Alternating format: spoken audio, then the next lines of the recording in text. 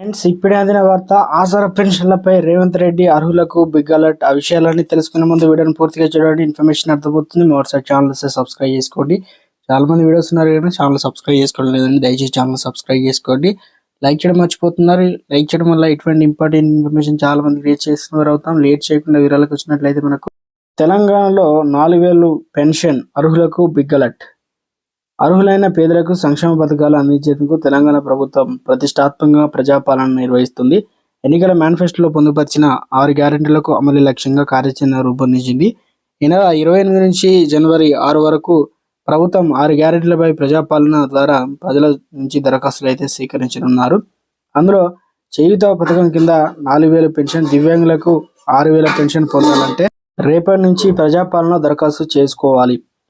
ప్రస్తుతం పెన్షన్ పొందుతున్న వారు ప్రజాపాలనలో ఇప్పటికే అప్లికేషన్ చేసిన వారు మళ్ళీ కొత్తగా దరఖాస్తు చేసుకోవాల్సిన అవసరం లేదని సంబంధిత అధికారులు అయితే వెల్లడించారు. పెన్షన్ రాని అర్హులు మాత్రమే తప్పనిసరిగా దరఖాస్తు చేసుకోవాలని సూచించారు.